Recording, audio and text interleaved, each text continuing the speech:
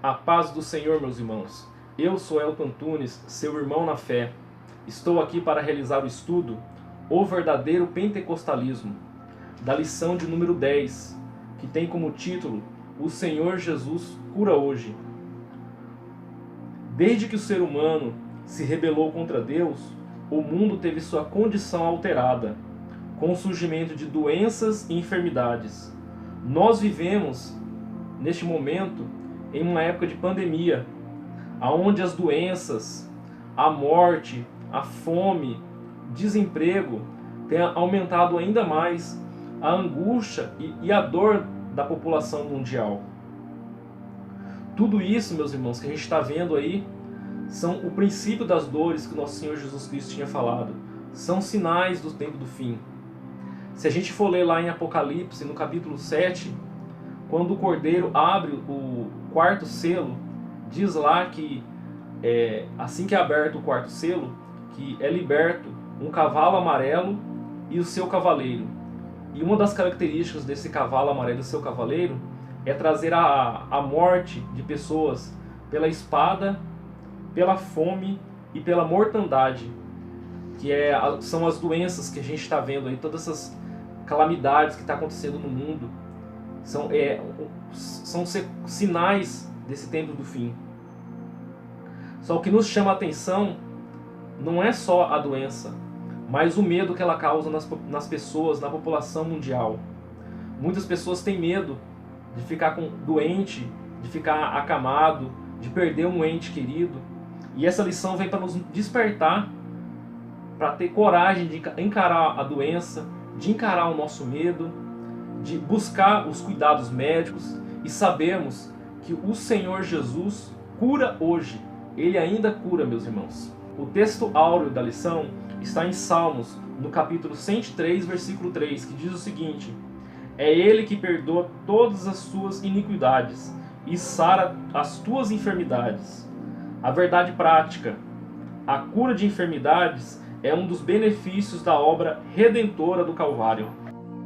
Se esse conteúdo está te abençoando, meu irmão, se está sendo bênção para a sua vida, nos abençoe, se inscreva em nosso canal, ative o sininho, dê o seu like. A leitura bíblica em classe se encontra em Isaías, capítulo 53, do 4 ao 6, e Mateus, capítulo 8, do 16 ao 17. Leiamos então, meus irmãos. Verdadeiramente, Ele tomou sobre si as nossas enfermidades, e as nossas dores levou sobre si, e nós o reputávamos por aflito, ferido de Deus e oprimido. Mas Ele foi ferido pelas nossas transgressões, e moído pelas nossas iniquidades. O castigo que nos traz a paz estava sobre Ele, e pelas suas pisaduras fomos sarados. Todos nós andávamos desgarrados como ovelhas, cada um se desviava pelo seu caminho, mas o Senhor fez cair sobre ele a iniquidade de nós todos. Mateus 8. E chegando à tarde, trouxeram-lhe muitos endemoniados, e ele com sua palavra expulsou deles os espíritos, e curou todos os que estavam enfermos, para que se cumprisse o que fora dito pelo profeta Isaías, que diz: Ele tomou sobre si as nossas enfermidades e levou as nossas doenças. A introdução da revista diz bem assim, meus irmãos: Assim como Jesus fez no passado, Ele deseja atualmente curar e libertar os enfermos e oprimidos. Ele demonstrou misericórdia e compaixão ao tomar sobre si as nossas enfermidades e dores. O caráter e a compaixão de Jesus permanecem imutáveis. Na atualidade, Deus é fiel para curar as nossas enfermidades. O tópico 1 tem como título A cura divina na Bíblia. A cura divina na Bíblia tem a ver com a saúde pública no Antigo Testamento, a prevenção de doenças como uma orientação bíblica e as curas de Jesus no Novo Testamento. A saúde pública no Antigo Testamento. Em Israel, a saúde era uma promessa de Deus, mas o povo tinha que fazer a sua parte. Deus garantiu a saúde dos filhos de Israel, desde que eles cumprissem os termos do pacto do Sinai. Nenhuma das enfermidades porei sobre ti, que pus sobre o Egito, porque eu sou o Senhor que te sara. A vida dos israelitas era centrada no seu Deus, A cura de enfermidades em Israel era essencialmente milagrosa, principalmente acerca das doenças graves. O remédio não estava nos médicos como os povos vizinhos, mas em Deus. Eu gostaria de ler lá em 2 Reis, no capítulo 5, do 1 ao 6, aonde fala da cura de Naamã, que diz bem assim, meus irmãos. Naamã, comandante do exército do rei da Síria, era grande homem diante de seu senhor e muito conceito tinha, porque por ele o Senhor dera vitória à Síria. Era ele herói de guerra, porém leproso. Saíram tropas da Síria e da terra de Israel, levaram cativa uma menina que ficou ao seu serviço da mulher de Naamã. Disse ela à sua senhora: tomara meu senhor estivesse diante do profeta que está em Samaria, ele o restauraria da sua lepra. Então foi Naamã e disse ao seu senhor: assim falou a jovem, que é da terra de Israel. Respondeu o rei da Síria: vai, anda, e enviarei uma carta ao rei de Israel. Ele partiu e levou consigo 10 talentos de prata, 6.000 siclos de ouro e 10 vestes festivais. Levou também ao rei de Israel a carta, que dizia: logo em chegando a ti esta carta, saberás que eu te enviei Naamã, meu servo, para que o cures da sua lepra. Tendo lido o rei de Israel a carta, rasgou as suas vestes e disse: acaso eu sou Deus, com poder para tirar a vida ou dá-la, para que este envie a mim um homem para que eu possa curá-lo de sua lepra?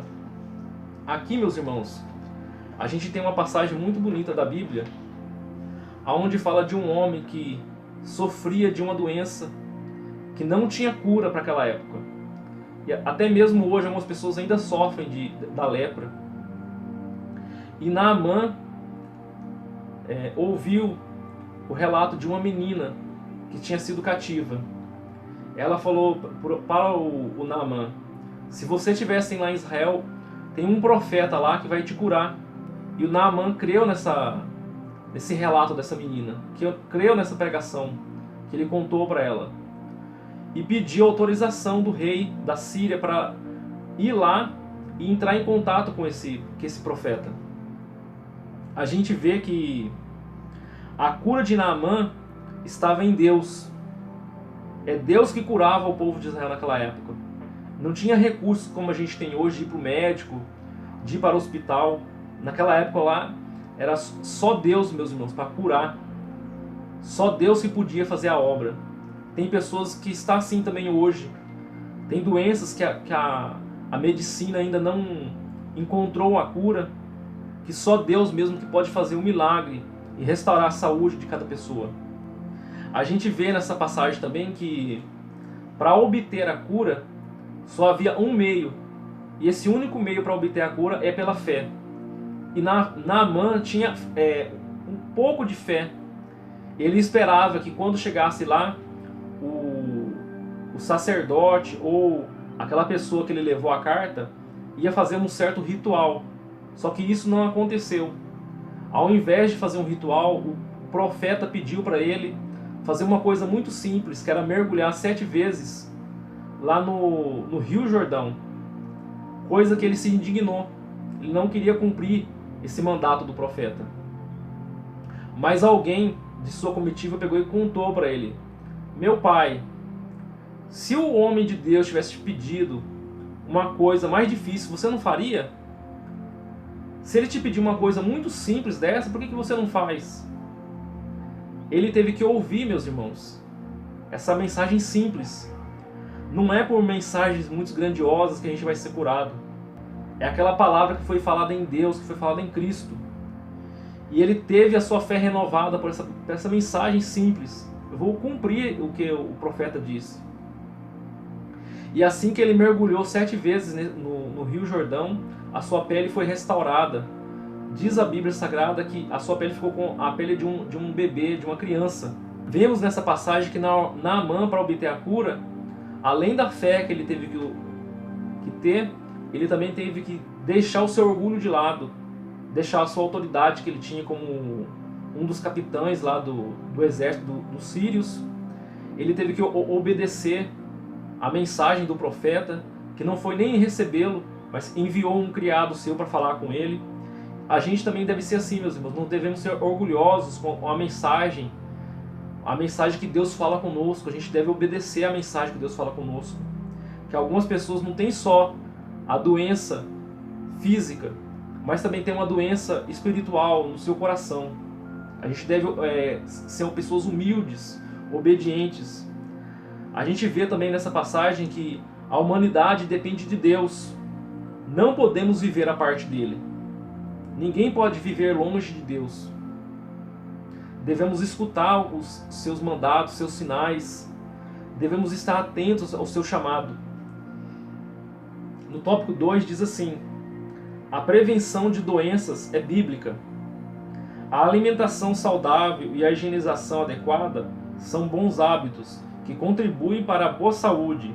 Quando a lei de Moisés instrui o povo sobre o padrão de higiene em Levítico e os preceitos dietéticos que são relacionados à alimentação, no capítulo 17, embora parte da purificação fosse cerimonial, o objetivo principal era a saúde da população.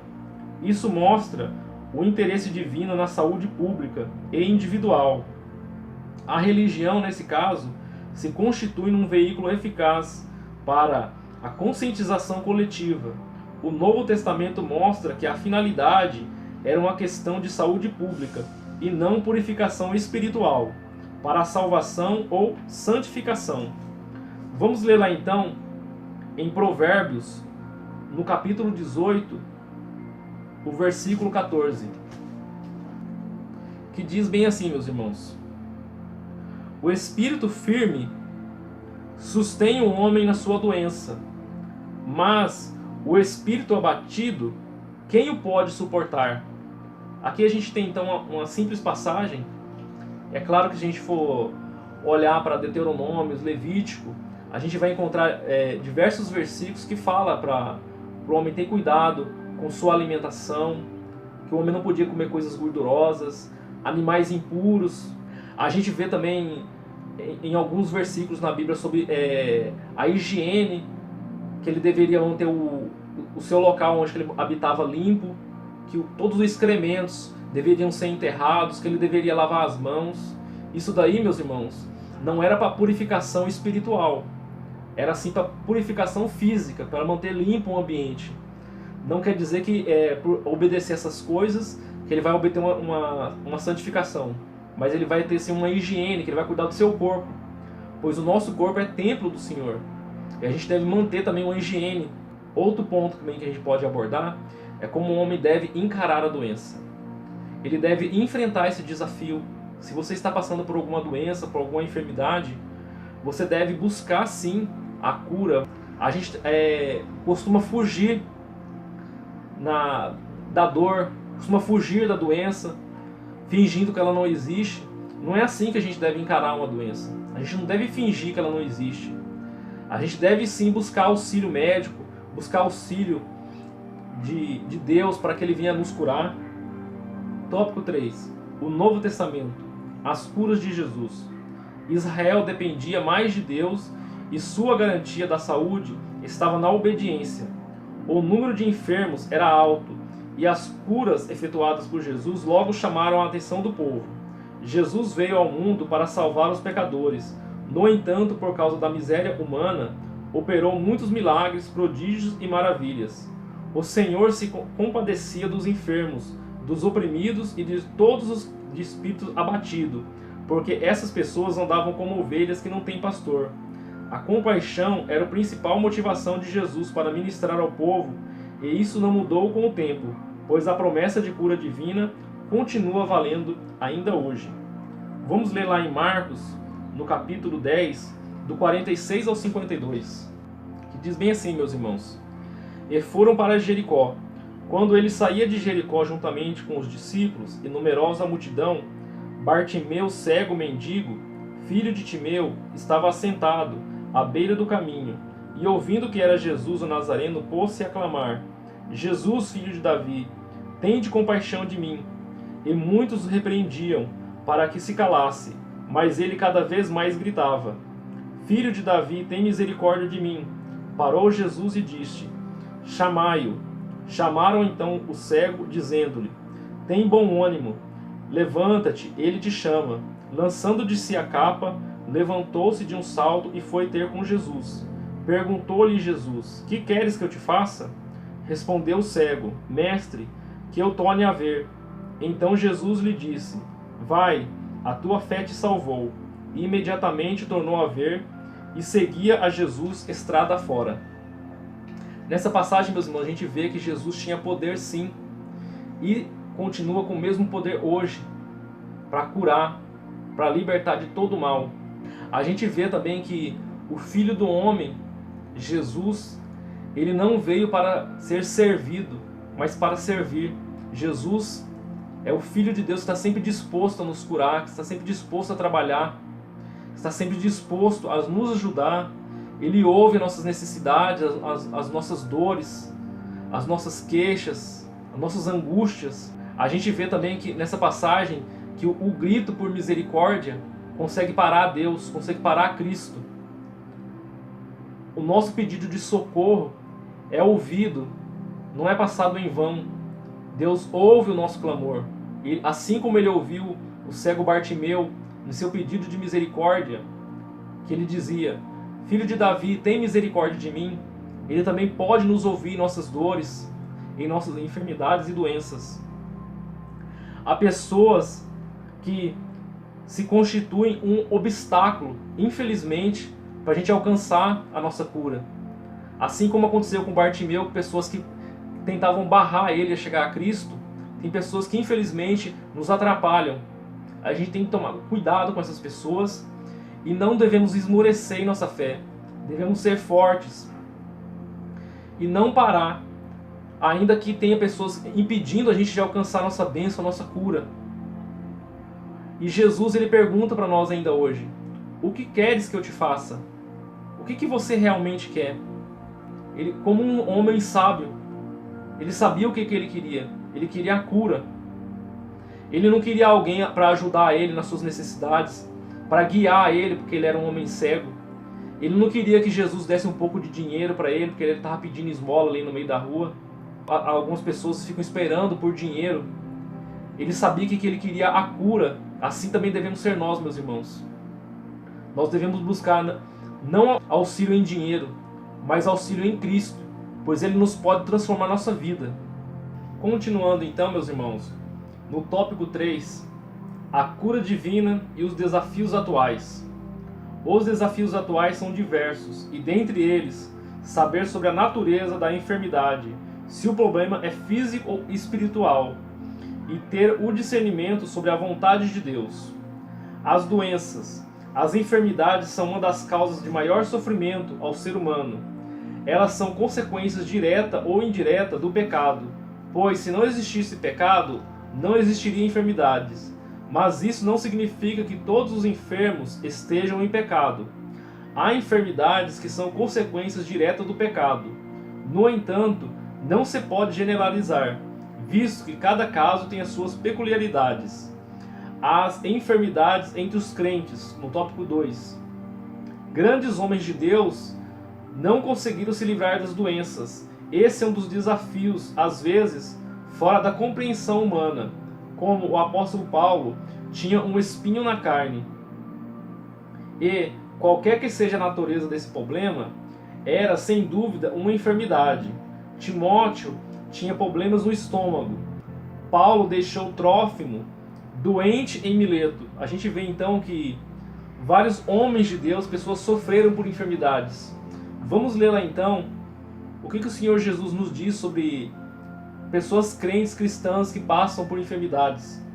Em João, no capítulo 9, do 1 ao 12, caminhando Jesus, viu um homem cego de nascença, e os seus discípulos perguntaram: Mestre, quem pecou, este ou seus pais, para que nascesse cego? Respondeu Jesus: Nem ele pecou, nem seus pais, mas foi para que se manifestem nele as obras de Deus. É necessário que façamos as obras daquele que me enviou enquanto é dia. A noite vem quando ninguém pode trabalhar.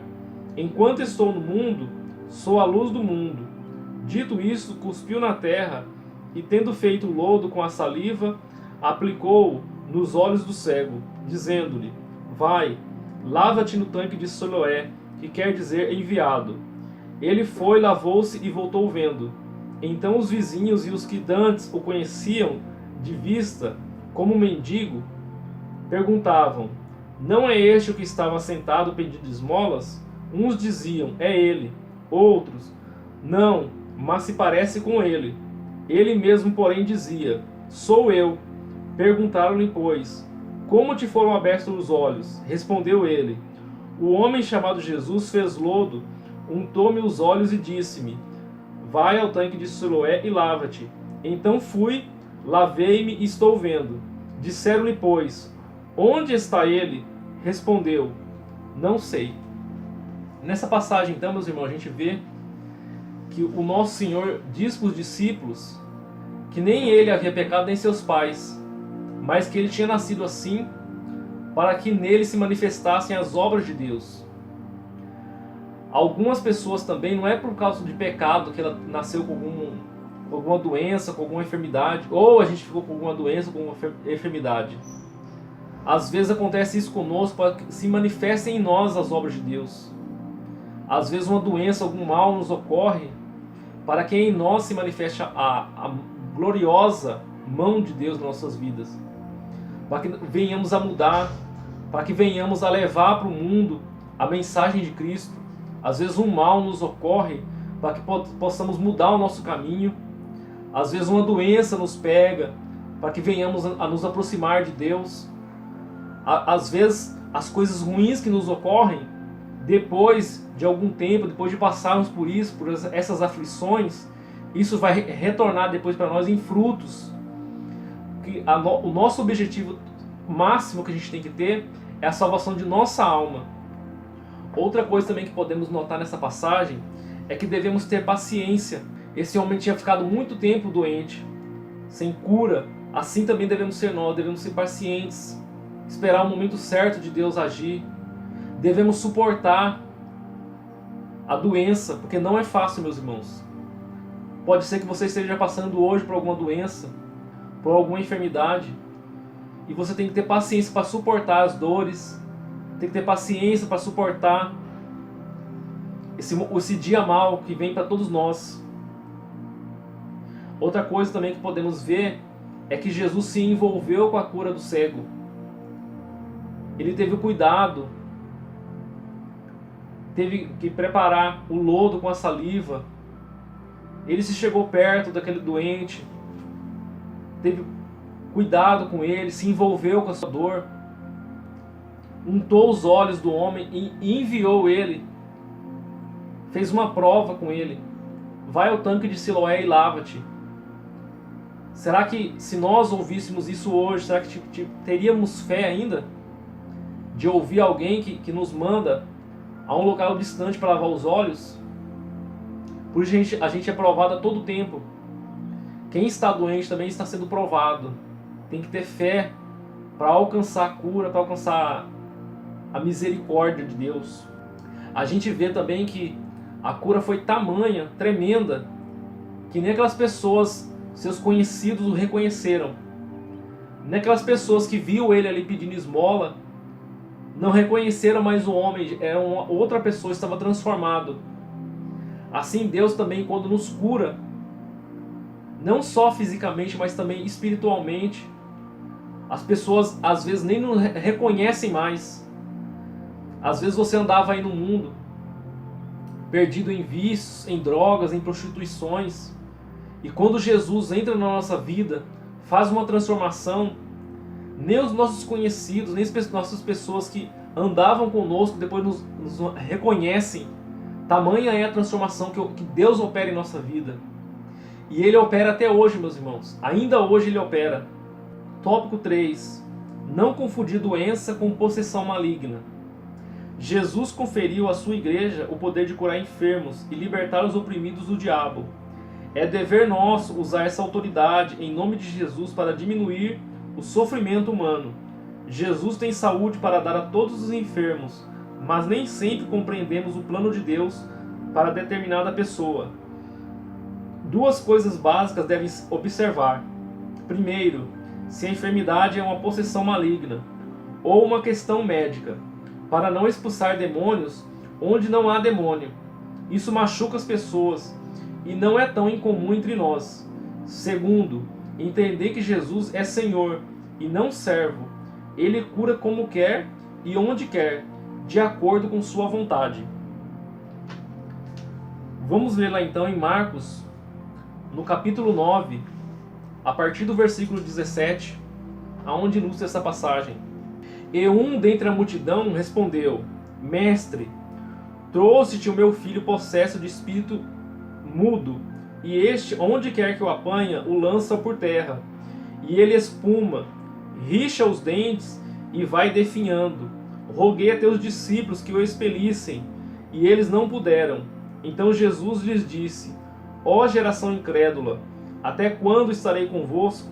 Até quando vos sofrerei? Trazei-mo. E trouxeram-lhe. Quando ele viu a Jesus, o espírito imediatamente o agitou com violência, e caindo ele por terra, revolvia-se espumando.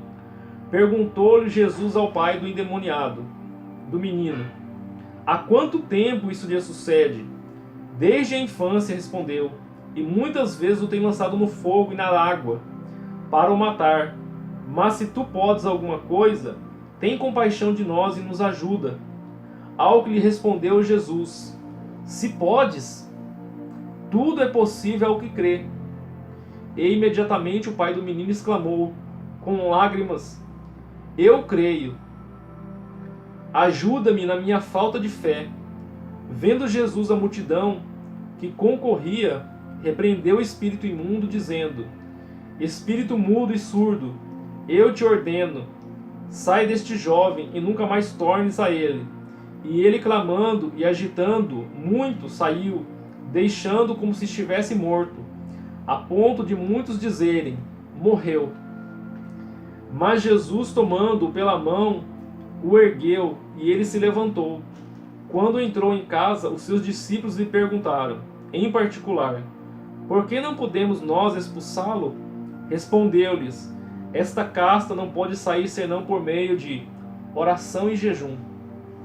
Essa passagem, então, meus irmãos, a gente vê mais uma pessoa que estava sofrendo pela doença, não por uma doença causada por um vírus, uma bactéria, ou por algum acidente que ele tinha ocorrido, mas sim por uma doença causada por demônios. E esse pai vinha sofrendo com esse filho, que às vezes se atirava no fogo, o demônio queria destruir ele. O demônio só vem, meus irmãos, para roubar, matar e destruir. Ele queria acabar com essa criança, com esse menino. E ele clamou a Cristo. Só que ele chegou a ele e perguntou se ele pode, falou com Jesus, se tu podes. Jesus ficou admirado disso. Às vezes a gente também tá com tanta pouca fé, meus irmãos, que a gente nem acredita mais que Deus possa fazer alguma coisa em nossas vidas. A gente não deve ser assim. A gente tem que ter fé, tem que acreditar, tem que ser firme. Não pode chegar a Deus de qualquer forma. A gente tem que chegar a Ele com fé, diz a palavra. Tudo é possível àquele que crê. Ele pega e faz um pedido de misericórdia para Jesus. Senhor, me ajuda na minha pouca fé. E o Senhor tem misericórdia. Ele passa por cima das nossas fraquezas, das nossas falhas. Oxalá também Deus passa por cima dessas nossas falhas hoje. Que venhamos todos, meus irmãos, a ser curados. Não só fisicamente, mas também espiritualmente. Que venhamos a ser hoje cheios do Espírito Santo. Que venhamos a ser hoje homens libertos de todo mal. Que a nossa visão venha a ser restaurada. Que venhamos a ver o mundo espiritual. Que venhamos também a andar. Que não sejamos aleijados, pessoas que estão presas, paradas em algum local. Que venhamos a ser pessoas restauradas. Que possamos caminhar, que possamos trabalhar com alegria, com disposição.